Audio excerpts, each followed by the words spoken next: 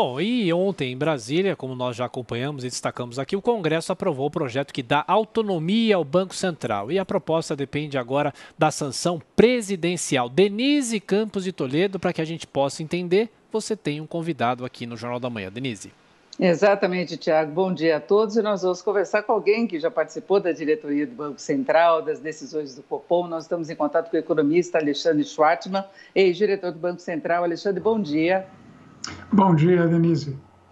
Bom, Alexandre, o próprio Banco Central divulgou uma nota dizendo que é um passo importante a aprovação dessa medida, já que fica uma situação mais transparente, Banco Central autônomo, responsável, isso tudo fica mais claro para a sociedade. Eu queria saber como é que você vê o projeto que foi aprovado e qual a importância dessa autonomia no contexto das decisões, das políticas implementadas pelo Banco Central.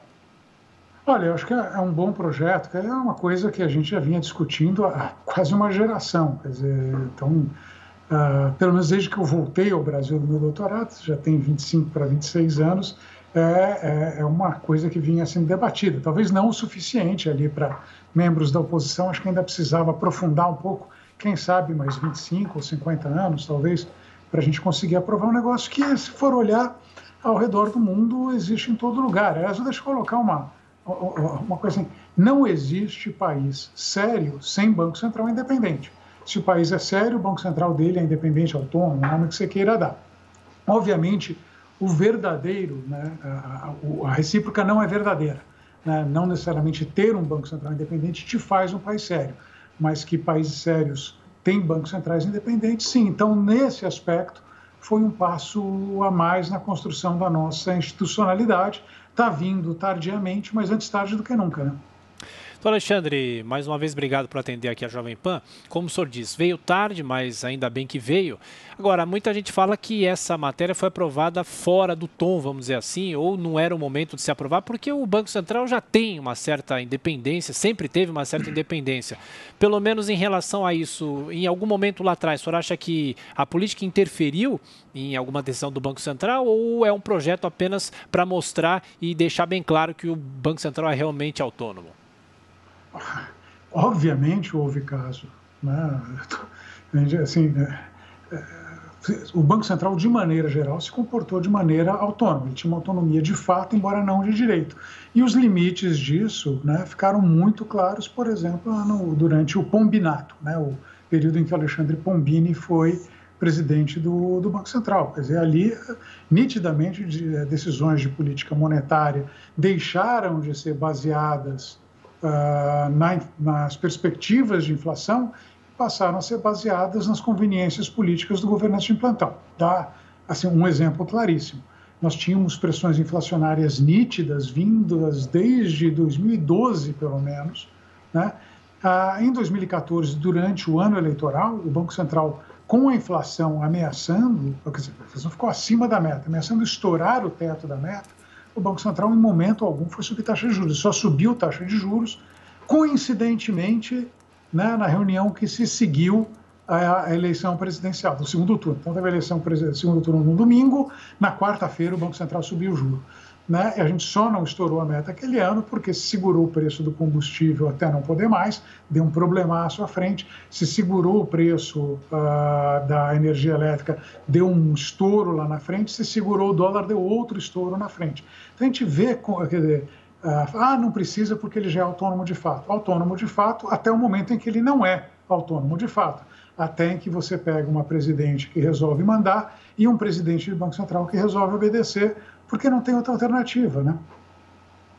E o texto aprovado agora pelo Congresso fala também sobre o BC ficar responsável sobre a criação, desenvolvimento de ações para estimular emprego. De que forma o senhor acha que isso poderia ser feito, uma vez que esse é um dos grandes problemas do país?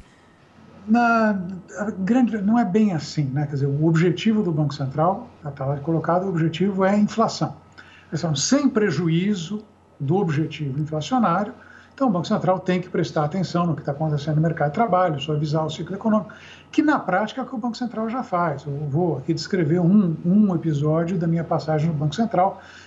Final de 2004, a gente começando a olhar para... A gente tinha promovido uma redução expressiva para a época da taxa de juros e a economia recuperou muito forte, a inflação estava não só acima da meta naquele ano, mas a perspectiva é que ela ficasse acima da meta em 2005 também.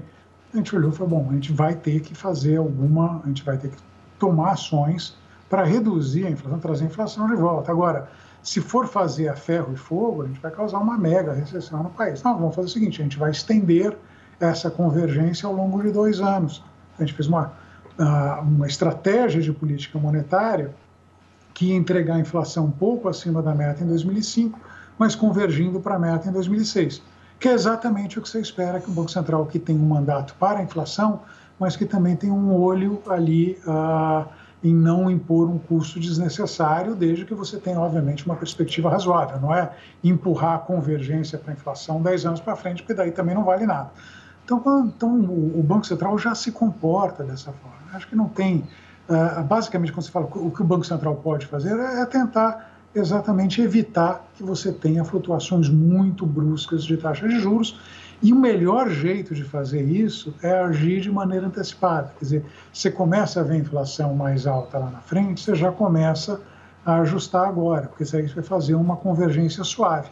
Você não pode deixar, como foi deixado lá em 2014, a inflação sair completamente de controle. Vamos lembrar, 2015, começo de 2016, a inflação tinha superado 2 dígitos, aí você tem que fazer um baita aumento de taxa de juros lá na frente para compensar. Então é isso, basicamente o Banco Central que leve a sério seu mandato inflacionário, haja antecipadamente, aí você consegue atender esse objetivo de manter a inflação próxima da meta, ao mesmo tempo em que você suaviza o máximo possível o ciclo econômico, o impacto sobre o emprego. Agora, crescimento de longo prazo não é uma coisa que o Banco Central vai te entregar, porque ele não tem instrumentos para isso. O crescimento de longo prazo depende principalmente de produtividade, depende do crescimento da população, depende da taxa de investimento do país. Então, depende de um conjunto amplo de políticas do ponto de vista macroeconômico, também da política fiscal, ou seja, gastos públicos e tributação, e aí uma série de outras coisas, das quais a gente não tem tomado conta de nada nos últimos anos, mas, enfim, não é o Banco Central que vai resolver esse problema. O Banco Central pode resolver o teu problema de inflação, e é isso. Denise, mais uma pergunta? E, Alexandre, a gente percebe que na atual gestão do Banco Central, ele tem demonstrado essa preocupação com relação a crescimento econômico, reação da atividade econômica, já que ele também está convivendo com os problemas da pandemia. Agora, o Banco Central tem feito alguns alertas em relação à questão fiscal. Nesta semana mesmo, o presidente alertou para o risco de se relançar o auxílio emergencial sem uma contrapartida. Ele disse claramente numa live que isso poderia levar à alta dos juros. E há essa possibilidade de alta dos juros, porque a inflação segue relativamente pressionada e a longo prazo pode vir a ameaçar a meta. O Banco Central trabalha muito com as projeções. Você vê por aí alguma situação que possa levar ao atrito em relação à preocupação do governo em geral em estimular a atividade econômica? Lembrando que esse projeto prevê que 90 dias depois da entrada em vigor poderá ser definida aí a nova diretoria do Banco Central. O atual presidente continua, a atual diretoria continua, e como é que você vê essa política que está sendo implementada agora e a sinalização de possível alta da Selic? Deixa eu começar de trás para frente. Sim, eu acho que a atual diretoria continua, acho que não tem... Elas têm feito um papel bom, eu tenho pequenas divergências pontuais ali, mas enfim, acho que se a gente for olhar ali em geral, tem feito um trabalho bastante bom, não só do ponto de vista de condução de política monetária, mas na parte de crédito, na parte de tecnologia, tem se mexido bem, regulatório, enfim, tem feito um serviço muito bom. Eu acho algo precipitado o ciclo de elevação de taxa de juros, mas, enfim, estamos também discutindo, assim, na minha cabeça era algo que viria mais para o meio do ano, a discussão agora está mais para março ou maio. Então, de novo, é uma divergência pontual, não é uma grande divergência do ponto de vista da orientação de política. A questão principal é a seguinte: qual que é a perspectiva de inflação? Eu vejo a inflação desse ano ainda bastante controlada. A projeção está em 3,6. É verdade, a gente teve ali um último trimestre muito ruim no ano passado. A gente vai carregar esse, quando a gente olha a inflação ao longo de 12 meses, a gente carrega esse trimestre até outubro desse ano. Então a gente vai ver a inflação em algum momento em 12 meses passar 6%, mas ela deve ficar bastante próxima, se não um pouquinho inferior a meta para esse ano. Então, eu não vejo um grande conflito aí. A preocupação fiscal é a preocupação de todos nós. Veja, eu sou favorável à extensão do auxílio emergencial. Acho que seria correto. Eu acho que foi uma temeridade interromper tão bruscamente quanto foi interrompido no final do ano passado e relegar ali dezenas de milhões de pessoas, né, que não tem nenhuma forma de renda. Agora, também é claro que o auxílio emergencial, acho que ano passado a gente olha, ele foi mais do que era necessário. A gente tinha que repensar, tinha que ser uma coisa mais bem focada, a gente tinha que pegar de fato o pessoal que foi prejudicado pela pandemia. A gente teve, no pior momento da pandemia, uma perda de 14 milhões de empregos, na comparação de fevereiro com agosto, se eu não me engano, por aí teve 14 milhões de pessoas perderam o emprego. Hoje é um pouco menos, mas ainda está com muita gente, quer dizer, a gente ainda está 8,5, 9 milhões de pessoas abaixo. Então, é esse pessoal que tem que ser atendido. Então, deveria focar neles e pensar alguma coisa para ajudar. Mas não pode simplesmente ignorar o impacto fiscal disso, que é o oba-oba que agora já entrou na mão. A gente tira isso do teto. Veja, não precisa nem compensar esse ano.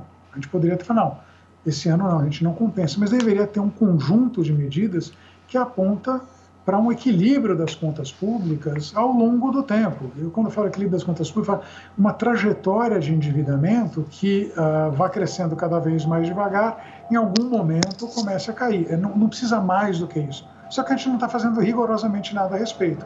E quando não se faz nada a respeito, o dólar começa a andar, e aí começa a bater na inflação, e aí o Banco Central fica vendido nessa história. Então, sem uma base de política fiscal, fica difícil fazer política monetária.